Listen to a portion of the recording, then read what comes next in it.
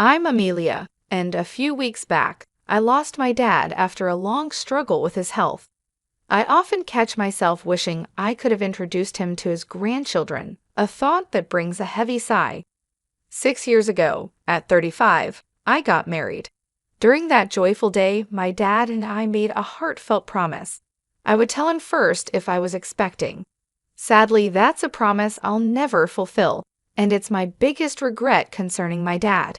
His sickness was diagnosed a year ago, and since then, I've put all my effort into being there for him.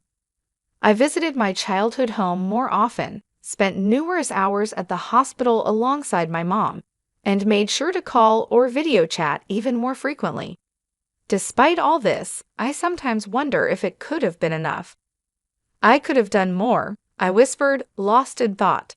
My mom, always supportive, comforted me. Amelia, you did everything you could. Your dad knew that, and he was proud. Just then, my sister Freya walked in, followed by a man I guessed was around 48, presumably the lawyer. This is Jack, the attorney, she introduced him, and my mom quickly offered him a seat. As soon as we all settled down, Freya couldn't help herself. The lawyer mentioned Dad left us a significant inheritance. I couldn't help but respond, Freya, you know it's not all yours. That exchange soured the mood instantly. My sister and I have had a rocky relationship, worsened by our dad's illness. Her refusal to visit our dad, despite my attempts to bridge the gap between them, didn't help matters. Her attitude has always been a barrier, and it only grew more pronounced during these tough times. In hindsight, my words to my sister might have been a bit too sharp, fueled by my concern for our father. However, her response didn't help the situation either. You're grown up, there's no need to be so obstinate, I pointed out, to which she snapped back, I'm not being obstinate. Living in the city and traveling to the countryside isn't as simple as you think. It's just a 3-hour drive, I countered, but she argued. Those 3 hours are not just about time, it costs money. And yes, money is important to me. I'm busy, so please, just stop nagging me. That marked the end of our conversation. Despite the distance, I always believed she could make an effort to visit now and then. This belief was a major factor in the swift decline of our relationship. Ultimately, she never visited our father, and the rift between us only deepened. The tension in the room grew until the lawyer stepped in, suggesting we all take a moment to calm down. I'm sorry, I said, offering an apology, which seemed to ease the atmosphere slightly. The lawyer then explained, as I mentioned over the phone, I'm here regarding your father's will. My mother, puzzled, whispered, when was this arranged? The lawyer replied, a few weeks before he passed. Your father reached out to me. He asked you to come to the hospital? My mother asked. Yes, I drafted the will there with him, in the presence of his primary doctor. It was arranged that the doctor would notify me upon your father's passing, which is why I contacted you now, the lawyer clarified, pulling out a white envelope and placing it before us. Recognizing my father's handwriting on the envelope, I whispered, that's definitely Dad's handwriting. Freya, visibly impatient, demanded, just get on with it. What does it say? You know I'm busy. The lawyer, with a hint of a smile, opened the envelope. Inside, there was a single piece of paper outlining the inheritance, the house, land, some savings, and a storage shed. We were aware of the house and land, but the mention of a storage shed was new to me. My sister, frustrated, turned to the lawyer, wait, what about the farm? The farm? The lawyer echoed, a bit surprised. Yes, the farm. Dad used to work on it as a hobby, I explained. Our father had run a successful business in a nearby town, but decided to slow down after turning 52, considering closing the company to spend more time on his hobbies, including the farm. This new mention of the farm added another layer of complexity to our father's legacy and what he left behind. During my high school years, I remember expressing a desire to take things a bit slower in life. My sister, who was attending college at the time, didn't agree with this laid-back approach. However, both my mom and I, concerned about my dad's health, supported the idea. "Don't fret over finances, Freya. We're well prepared with savings," my dad comforted her. With some reluctance, she gave her nod of approval. Following this conversation, my father indeed wound down his business operations and took up farming close to our home. "There's something fulfilling about working with the land," he would say, his face lighting up with joy. Witnessing his happiness reinforced my belief that we had made the right decision, though Freya seemed less convinced. Despite promising to return home post-graduation, she pursued a career close to her university, eventually marrying a CEO of an IT firm she met through her job. That's the backdrop to my father embracing farming until his health declined. Freya insisted the farm be considered part of the inheritance. Upon her insistence, the lawyer re-examined the documents and uncovered that the farm was actually leased land. Rented? I thought aloud, mistakenly believing we owned a substantial tract of land. Freya appeared visibly let down by this revelation. The realization that the expansive land my father had used for vegetable farming was leased seemed to ease my initial disappointment. Knowing little about farming ourselves, perhaps it was for the best. The discussion then pivoted to how the inheritance would be divided. "The house and the surrounding land will go to the wife," the lawyer outlined. Freya smirked, perhaps thinking about the remainder of the assets and how they would be split. "The rest, including the savings and the storage shed, should be divided between you three," the lawyer suggested. "Savings? That means cash, right?" "I'll take that," Freya stated, eyeing the liquidity. "The total savings amount to approximately $100,000. This sum is not subject to inheritance tax," the lawyer informed us. "I want the $100,000 in cash," Freya declared with a sense of victory. But such a one-sided arrangement didn't sit right with me, and I voiced my objection. "Hold on, I don't agree. Why should you get all the cash?" I protested. "Because I'm the eldest," she argued, as if that settled it. "Fine, you can have the storage shed. What's that even worth anyway?" she dismissively added, turning her attention back to the lawyer for further clarification. "It's the shed adjacent to the farm. Whoever inherits it will own the structure, the land it's on, and anything inside it," the lawyer explained. Suddenly interested, Freya's attitude shifted at the mention of additional land. It struck me as odd married to a successful CEO, yet her appetite for more seemed insatiable. As the lawyer explained the details about the storage shed, he mentioned it came with a small patch of land, roughly 75 square feet, about the size of a cozy bedroom. He then laid out some photographs of the shed for us to see, showing its exterior and interior. The shed looked quite neglected from the outside, and inside it housed only simple gardening tools like hoses, scissors, and shovels, nothing that caught the eye as particularly valuable. My sister made a face of distaste upon seeing the photos. "I don't want this," she declared, scrutinizing the images. They indeed showed nothing more than everyday items, valuable more for their memories than any monetary worth. "Fine, you take the cash. I want nothing to do with that rundown shed," she stated, clearly eager to distance herself from what she saw as an unworthy inheritance. "Hold on, that seems unfair," I protested, realizing the imbalance in the division. My sister had swiftly agreed to take the cash, knowing it was the more valuable asset, leaving me with what she saw as worthless.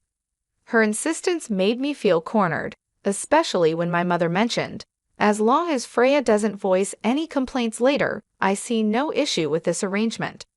Complain? Why would I? Freya quickly agreed to the division, content with securing the cash for herself, leaving me with the shed. I couldn't hide my dissatisfaction, but before I could argue further, Freya dismissed my concerns, accusing me of being overly sentimental. "You care more about our father than money, right?" she challenged, leaving me momentarily lost for words. Indeed, family should be valued over money, but her swift conclusion to the conversation left me feeling unsettled. In the end, my mother inherited the house and land. Freya happily took all of Dad's savings, and I was left with the neglected shed. After agreeing to the division, Freya even signed a document promising not to raise any disputes over how the inheritance was split, laughing confidently as she did so. I couldn't contain my frustration and later expressed my grievances to my mother. "Why didn't you support me?" I asked, feeling let down. My mother insisted she had helped, claiming her intervention had ensured I received the shed. "But I'm not pleased with just the shed," I argued, unable to see its value. "You might discover something unexpectedly wonderful if you give it a chance," my mom suggested optimistically. Despite my frustrations, her words sparked a faint glimmer of hope. Maybe there was more to the shed than met the eye, a thought that left me pondering as I tried to reconcile with the day's events. After receiving the key from the lawyer, I made my way to the shed situated beside the field, a serene 20-minute walk from our house along a rarely trodden rural path. The field, which my father had leased until his recent hospitalization, lay fallow, giving the surroundings an untouched, solemn atmosphere. Unlocking the shed, I was greeted by a thick layer of dust, a testament to its long neglect. "Wow, it's dusty," I remarked, the air heavy with the scent of disuse. Despite the initial disappointment, I held on to the hope that something of my father's keepsake perhaps might be hidden within. As I surveyed the interior, it quickly became apparent that the shed was exactly as it seemed, a simple, utilitarian space filled with the tools of farming. These items, while potentially holding sentimental value, didn't immediately stand out as particularly special. Maybe I should just take what's inside for now, I considered, my eyes scanning the dim, cluttered environment. That's when I sensed something peculiar about the shed's dimensions. It appeared smaller on the inside than it did from the outside, a discrepancy that puzzled me. Could it have been a trick of the light, or was my mind playing tricks on me? Stepping outside for a clearer perspective, I remained intrigued by the anomaly.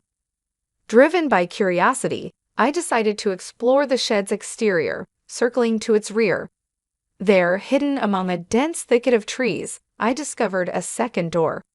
"Wait, another entrance at the back?" I gasped. The interior wall of the shed had shown no signs of this door. From the inside, it seemed as if there was only one way in or out.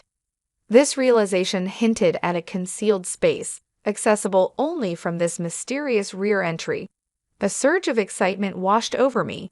Could this be one of Dad's secrets? He had a penchant for surprises, delighting in the unexpected joys they brought, much like the surprises he planned for my birthdays. Memories of those times brought tears to my eyes as I re-entered the shed, determined to find the key to this hidden door. Sure enough, after a thorough search, I found 3 keys ingeniously hidden within the handle of a shovel. Rushing to the rear door with a hopeful heart, I inserted one of the keys, and with a satisfying click, the door swung open. Inside this cramped, secluded space stood a large safe, solitary and imposing. "Is this from Dad's company?" I wondered aloud, the presence of the safe sparking a whirlwind of questions. What secrets did it hold? Was this my father's way of leaving a final, tangible piece of himself behind? The discovery hinted at layers of my father's life that I had yet to uncover, a personal treasure hunt he had laid out for me to embark upon. I instantly recognized the safe as the one that used to sit in the corner of my father's office, a sight I remembered from my childhood. Embracing it, I was washed over by nostalgia. This safe was a tangible connection to my father, making the inheritance all the more meaningful. Yet, knowing my dad, this discovery felt like just the beginning of his final surprises for me. "There's got to be more," I whispered to myself as I used the second key to unlock the safe. The door creaked open, revealing contents that left me utterly amazed, an unexpected legacy. Realizing the importance of sharing this discovery, I quickly secured the safe and went to inform my mother. Afterward, with my husband's assistance, we transported the safe from my parents' home. it dawned on me that these valuable items, undoubtedly part of my inheritance, might have tax implications. Determined to handle this properly, I decided to seek legal advice. Following the lawyer's suggestion, I contacted a certified public accountant, CPA, recommended by a friend to navigate the potentially complex tax situation. This professional took charge of the intricate details, ensuring everything was in order. A year of navigating these matters had passed when, unexpectedly, my sister showed up near my home. Her visit was out of the blue, especially considering our recent strained relationship over the inheritance. I was just in the area, she claimed, but her uneasy demeanor and the fact that we lived 30 minutes apart made her visit seem less than casual. Despite our complicated history, I invited her in. After serving coffee, she appeared restless, eventually asking, "Did you win the lottery or something?" Her questions puzzled me. I never played the lottery, and it wasn't the season for my husband's holiday bonus. "What are you getting at?" I finally asked, seeking clarity on her bizarre insinuations. Her mood shifted suddenly to irritation. "Are you making fun of me?" she accused. Her reaction puzzled me even further, as her line of questioning seemed completely out of left field. I had no idea what could have prompted such an inquiry, or why she would think I had come into a sudden windfall, apart from the mysterious contents of the safe that only my family knew about. My sister was practically buzzing with curiosity about the subject of money, insisting that I must have come into a significant sum. She recounted a recent encounter with our aunt in the city, who unwittingly sparked her curiosity. Our aunt had mentioned receiving a $1,000 gift card from me as a thank you for visiting our father during his illness. This gesture led my sister to speculate wildly that I had stumbled upon some unexpected fortune. "You've come into some money, haven't you? Just admit it," she pressed me for answers. Understanding the root of her inquiry, I let out a sigh, which only seemed to irritate her further. "What's with the attitude? Are you making fun of me?" she demanded. I tried to explain it was simply a gesture of appreciation, which led her to question the source of the funds for such gifts. I reminded her of the inheritance, specifically the dirty shed she had disdainfully mentioned, and revealed the discovery of the safe inside it a true treasure trove left by our father. The safe contained a collection of valuable watches, a passion of our father's. Though unsure of their exact worth, it was evident they held considerable value, especially given the modest amount of savings left. This revelation led to a discussion about the potential need for paying inheritance tax, a concern my mother had raised upon learning of the safe's contents. "What should I do, Mom?" I asked, seeking her wisdom. My mother advised handling the matter transparently, suggesting that such secrets have a way of coming to light eventually. Following her counsel, I reached out to the lawyer we had previously consulted, who clarified that the value of inherited items indeed determines the applicable inheritance tax. This led me to take the responsible step of accurately declaring the inheritance, ensuring compliance with the legal and financial implications of my newfound wealth. In seeking professional advice, I learned that a certified public accountant, CPA, could efficiently manage the valuation and tax obligations of the inherited watches for me. Entrusting this task to the accountant, we discovered the collection was valued at a staggering $500,000. Given their high value, the implication was clear: inheritance tax was due. The sensible course of action, as advised, was to retain only those pieces that held sentimental value to me and sell the others to someone who could appreciate and afford them. This approach not only made financial sense, but also felt right emotionally. From the proceeds of the sale, I managed to cover the inheritance tax and also extend my gratitude through gift cards to relatives who supported us during my father's illness.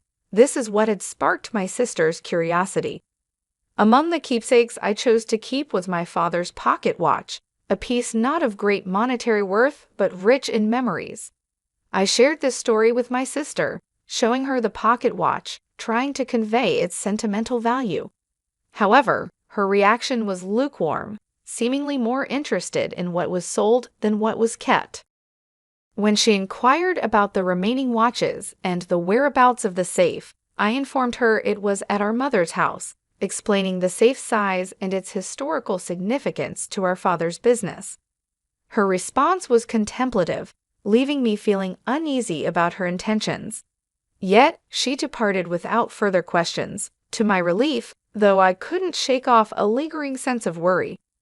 My fears were somewhat confirmed that very night. A distressing call from my mother urged me and my husband to hurry to her house.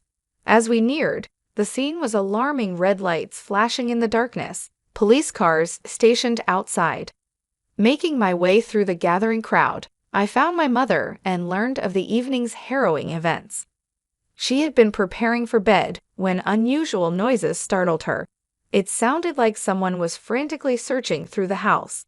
Believing a burglar had broken in, and with no one else home to help, my mother made a quick decision to escape through a window, a move driven by fear and desperation. The situation she described was unnerving, painting a night filled with panic and uncertainty. Under the veil of night, my mother noticed the eerie glow of a flashlight moving inside the house, confirming her fears of a burglary. In a state of panic, she sought help from our neighbor, who, upon witnessing the suspicious activity, wasted no time in calling the police, convinced a burglar was at large. Yet the supposed intruder was none other than my sister, Freya, who had decided to search the safe after hearing about my inheritance earlier that day. Without any way to identify her intentions, both my mother and the neighbor were understandably alarmed. The situation escalated when the police arrived. Caught off guard and enveloped in guilt, Freya attempted to flee the scene, her actions fueled by a misguided panic. Ironically, her escape efforts led her to collide with the safe's door, causing the unsteady safe to topple over and trap her underneath. This accident led to her being rushed to the hospital with complaints of leg pain, leaving us all in disbelief over her reckless actions. Following this chaos, my mother and I found ourselves apologizing to the responding officers for the misunderstanding. I also felt compelled to inform Freya's husband about the incident, only to discover from him that Freya had been harboring a significant amount of debt due to her extravagant spending on luxury items. Their recent argument had culminated in her storming out, determined to borrow from Mom to settle her financial woes, unbeknownst to us that she had already depleted her inheritance in an attempt to cover her debts. Freya's husband, already on edge from discovering the extent of her financial mismanagement, declared his intention to divorce her upon learning of her latest escapade. This revelation shed light on Freya's desperate actions that night, which had led to a tumultuous scene at the hospital where her husband broached the subject of divorce. The entire ordeal unfolded into a dramatic clash, underscoring the profound consequences of Freya's actions and the turmoil they had wrought upon our family. Freya was adamant, insisting, "I'm not getting a divorce, absolutely not." Yet the reality of her situation became undeniable when her husband presented the divorce papers. Faced with the stark evidence of their fractured relationship, she found herself with no option but to sign them. Now, confined to her hospital bed with a mixture of shock and resignation, she's turning the pages of a part-time job magazine, evidently scheming on ways to tackle her debt through newfound employment. This turn of events, while unfortunate, offered a glimmer of hope that she might finally take responsibility for her actions. In the wake of these tumultuous events, I made a significant decision myself to return to my childhood home. The chaos had certainly stirred a deep concern for my mother's well-being in me, but another, happier reason spurred my decision I discovered I was expecting. After much discussion, my husband and I agreed that moving back would be best, allowing us to lean on my mother's support with our growing family. Though I regret that my father couldn't be part of this joyous news, I find comfort in believing he would have shared in our happiness. As I navigate this new chapter, the anticipation of welcoming a healthy child fills me with a sense of peace and forward-looking optimism, despite the recent family strife. My name's Julia, and I'm 30 years old. I work at a company that creates designs for printed materials like flyers and catalogs. Despite everything going digital these days, I find my job designing for various businesses incredibly fulfilling. Whenever clients tell me they loved how a design turned out, especially for something like a Christmas event, it really makes my day. You could say this job is my passion, and there was a time I thought it might just be me and my career for life. One day, while I was mulling over this idea, my dad had to be rushed to the hospital because his appendix was acting up. That's where I met James, the kind doctor who greeted me. At that time, he was just another face in the hospital, asking if I was there to visit someone. Little did I know, James would become a huge part of my life, first as my boyfriend and now my fiance. It's funny how life works. You find the most significant changes in the most unexpected places. Even though I always say my job is my top priority, I caught myself getting super excited about marriage, flipping through wedding magazines the moment the topic comes up. I guess I'm really looking forward to this new chapter. But not everyone seems happy about my happiness. My sister, for instance, has always had this way of looking down on me, and now on James too. It's like the more content I became, the more upset she got. It's strange seeing her face change over time, from the cute sister I once knew to someone who always seems angry. Her attitude made me incredibly frustrated, pushing my patience beyond its limits.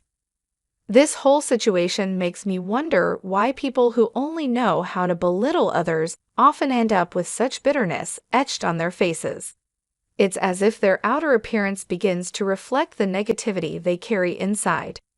Meanwhile, I'm just here, trying to navigate my way through life, finding joy in my work, and now in my engagement to James.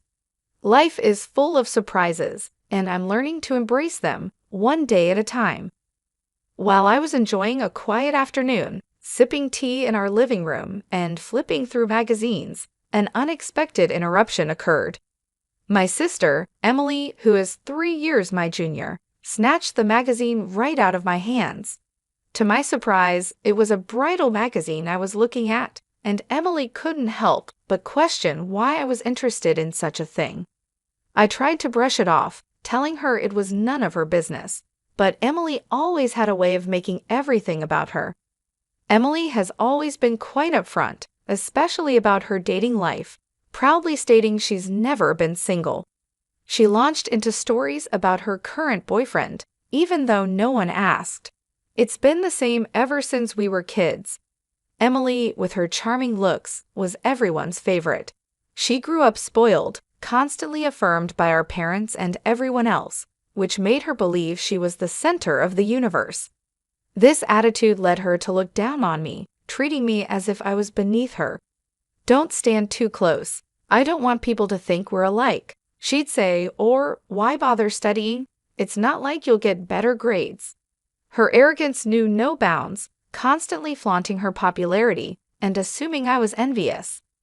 Even when our parents tried to correct her behavior, it was as if Emily's arrogance was set in stone. She never missed a chance to belittle me, a routine that became the backdrop of our relationship. But one day, I'd had enough. As she went on about her latest boyfriend, I calmly revealed that I, too, had someone in my life. In fact, we were engaged and planning our wedding, which is why I was looking at bridal magazines. Emily was taken aback, skepticism written all over her face. She mocked, doubting anyone could truly appreciate me. But when she questioned what my fiancé could possibly see in me, I confidently responded that he was drawn to my optimism and cheerfulness. Her disbelief only grew, suggesting he must see me more as a caretaker than a partner. Yet, despite her harsh words, I knew the truth of my worth and the genuine love my fiancé and I shared, something Emily's cynicism couldn't tarnish.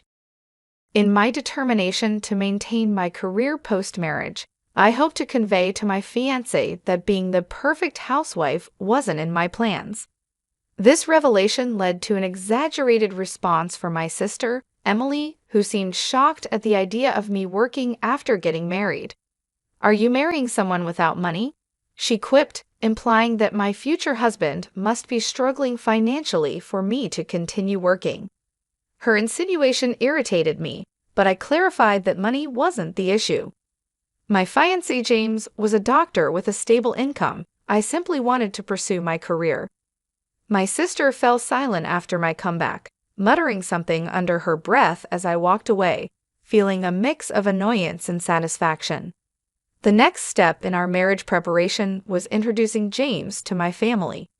The atmosphere was warm and welcoming until Emily made her appearance, dramatically altering the vibe. She complimented James on his looks, canceling her plans to meet him, despite my hope she'd be absent. My history with Emily made me anxious. She had a track record of luring away my boyfriends during our school days. Though we were now adults, and I hadn't dated much since then, her sudden interest in James brought back old fears. However, I tried to convince myself that Emily had grown up and wouldn't attempt anything with my fiancé. Despite my hopes, seeing Emily and James interact, with what appeared to be a blush from James, filled me with dread, and then my worst nightmare unfolded. James announced he wanted to call off our engagement, having fallen for Emily, who claimed it was inevitable since James found her more attractive. She brazenly justified her actions, stating James had passionately proposed to her, declaring it a crime to be as charming as she was. Next to her, James, my now ex-fiancé, laughed off the situation, expressing regret for not realizing sooner how cute my sister was. This turn of events was a harsh reminder of the pattern that seemed destined to repeat itself, no matter how much I hoped it wouldn't. Emily's lack of remorse and James's cavalier attitude left me in a state of shock and heartbreak, showcasing a betrayal I had never anticipated. Realizing the truth about James's feelings and his ease in shifting affections to my sister left me with a profound sense of relief.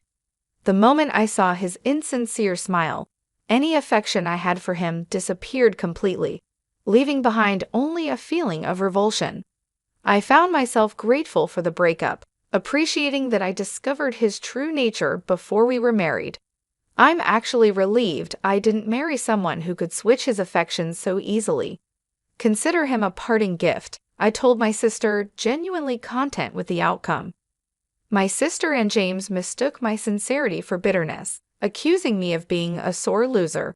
But it wasn't about losing, it was about recognizing I deserved better. Their inability to see beyond their shallow victory made me realize any further interaction was pointless. Interacting with you is a waste of my time. Goodbye. Their taunts of me being a sore loser followed me out, but their words didn't sting me. If anything, they confirmed my decision to move on was the right one. Afterward, our paths never crossed again, partly thanks to our parents, who, outraged by their behavior, cut ties with them. I heard they married, but by then, it no longer mattered to me. 5 years later, at 35, I remained dedicated to my career, finding satisfaction in my work. It was during this time that I met Gary, a client who grew to appreciate my works so much that he began requesting me specifically. Our professional relationship gradually became personal, and soon he was asking me to dinner and then on a date. Eventually, Gary proposed, and I was genuinely happy. He was sincere and kind, a stark contrast to my past experience with James. However, the shadow of my previous engagement lingered, making me cautious. I decided to be honest with Gary, sharing the story of my sister and my ex-fiancé, even showing him a picture of my sister to gauge his reaction. Gary simply glanced at the photo before turning away with a disinterested look, offering me a reassuring smile instead. I've met plenty of people considered attractive, but none of them moved me. I used to think maybe I'd end up alone because of that. But meeting you changed my mind. It's not about external beauty, it's the inner beauty that matters. And that's what I see in you, Julia, he explained. His words made me pause, surprised and touched. "What do you mean?" I asked, seeking clarity. Gary smiled. "In my line of work, I've learned to see beyond appearances. No matter how beautiful or charming someone might be, it's the beauty inside that truly counts. That's what drew me to you. You're the person I've been searching for." Hearing this, I felt a deep sense of relief and validation. Gary's understanding and perspective were exactly what I needed to hear, helping to heal the wounds left by my past experiences. His words reassured me that not everyone would betray trust as my sister and James had, and that genuine connections, based on real appreciation and respect, were possible. During a conversation about work, Gary shared with me how he found my enthusiasm and joy for life truly captivating. He described me as bright and beautiful, saying my happiness was evident and that it made me shine. I couldn't help but feel embarrassed by his words, telling him to stop because it was just too much for me. But Gary, undeterred, continued to express his admiration, insisting that I was more charming and beautiful than anyone else he'd ever met. He was sincere in his desire for us to start dating with the intention of marriage. Despite my protests that it was too embarrassing, his compliments didn't cease even after we agreed to date. Eventually, Gary and I got married, and our life together has been wonderful. We've grown even closer than before, sharing household responsibilities and enjoying our time together, especially on days off when we'd explore new places or check out furniture for our home. One day, while looking at furniture, I encountered someone from my past, my sister Emily, accompanied by my ex-fiance James. Emily's appearance had changed. Her features seemed more severe, perhaps a reflection of her age or the deepening of her personality. James, who was smirking beside her, looked like he had lost some weight. Their presence was unexpected, and Emily's voice was unmistakable as she remarked on my appearance, insinuating that I looked plain. Their condescending attitude hadn't changed, with Emily implying that the store's upscale and imported furniture wasn't meant for people like me. James echoed her sentiments, suggesting my presence might lower the store's reputation, and hinted it was best if I left to avoid any confusion about their financial status. This encounter was a stark reminder of the past, but it also highlighted the stark contrast between my current, fulfilling life with Gary and the superficiality I had left behind. Despite their attempt to belittle me, I found their attitudes more pitiful than hurtful, knowing the depth of love and respect in my own marriage was something they could not understand or diminish. The harsh and condescending words from my sister and her husband were trying, but I knew engaging with them was pointless. Their loud critiques about my supposed financial status began drawing unwanted attention from others in the store. Frustrated and ready to leave, I tried to pull my husband, Gary, away, but he stood firm, catching the notice of my sister and her husband for the first time. "Who's this?" my sister demanded, surprised to learn that Gary was my husband. Her reaction was a mix of shock and mockery, questioning why he would marry someone plain like me, and jokingly asking if he was in need of a maid. She bragged about her comfortable life, dining out frequently and hiring housekeeping, implying that Gary and I were less fortunate for needing to work. My sister's patronizing tone and her extension of her sentences in a particularly annoying manner only fueled my frustration.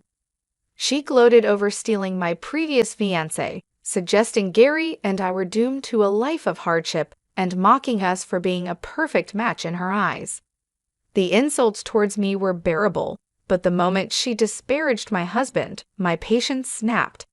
I was ready to confront her, but Gary calmly stepped in front of me, introducing himself as my husband. Despite their dismissive reaction to his name, Gary remained polite and even offered his business card to James. This gesture seemed to momentarily pause the conversation as James glanced at the card, but my sister's attitude remained unchanged, continuing to belittle me as if it were a truth universally acknowledged. In this moment, Gary's composure and the dignified way he handled the situation made me realize the stark contrast between the shallow, materialistic values my sister held and the genuine, respectful love and partnership I shared with Gary. His calmness in the face of their provocation underscored the strength and depth of our relationship, highlighting that true value lies not in outward appearances or material wealth, but in character and integrity. Gary, always the picture of politeness, didn't shy away from confronting my sister's rudeness with a cutting clarity. To judge someone as ugly based on looks alone is shallow. But if we're talking about ugliness, yours stems from within, from a personality that delights in belittling others, he said calmly, his words slicing through the air with precision.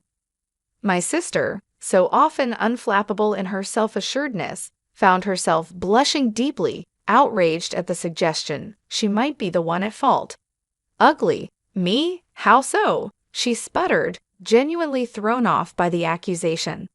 A truly beautiful person doesn't feel the need to overshadow or harm their sibling. Could it be that your actions towards Julia stem from jealousy, from a desire to surpass someone you actually admire?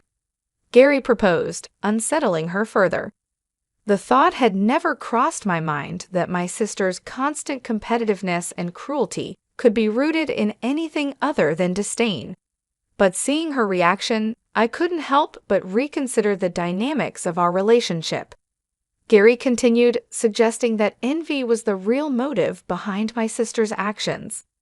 Taking what belongs to someone else isn't just theft, it's a clear sign of envy. It indicates a struggle with self-worth and confidence. A truly confident person wouldn't need to assert their superiority by diminishing others. My sister tried to defend herself against Gary's observations, but her rebuttals grew weaker, her usual bravado fading. It was then that James, pale and noticeably shaken, intervened. He had been quietly observing, flipping the business card Gary had given him back and forth, his unease growing. Suddenly he grasped my sister, demanding in a troubled voice, "What's happening? Who is this man?" The business card, a seemingly innocuous piece of paper, had become the catalyst for a shift in the air, prompting questions and revealing the undercurrents of insecurity and rivalry that had long defined my sister's actions. It was a moment of revelation, showing that beneath the surface of her confident exterior lay a complex web of emotions, and perhaps a begrudging respect for me that she herself had not fully acknowledged. I remembered the name sounded familiar, so I did a bit of digging, and then it clicked. Gary Henry. So, what about it? My sister asked, confused. That's the name of the hospital I work at, I said, a realization dawning on her face. A hospital, she echoed, still not putting the pieces together. Yes, Henry Medical Association, I clarified, watching her face change as she connected the dots. He's Dr. Henry's son, the director and head of the hospital, she stammered, disbelief in her tone. She tried to dismiss it as a coincidence, citing the commonality of the surname. But I knew for sure. I've seen him at the hospital with the director. I didn't recognize him at first because I only saw him from afar, but now it's clear, I admitted. My sister speculated that Gary must be a doctor too, given his father's profession, but the business card he handed over told a different story. It was then that Gary humbly revealed the truth to my stunned sister and James. Not every doctor's son follows in his footsteps. And this company, he gestured to the business card, is a well-known pharmaceutical company recently passed down to me from my grandfather. My sister was at a loss for words, and James, realizing the gravity of the situation, attempted to sit up straighter, both of them turning pale as the significance of Gary's identity sank in.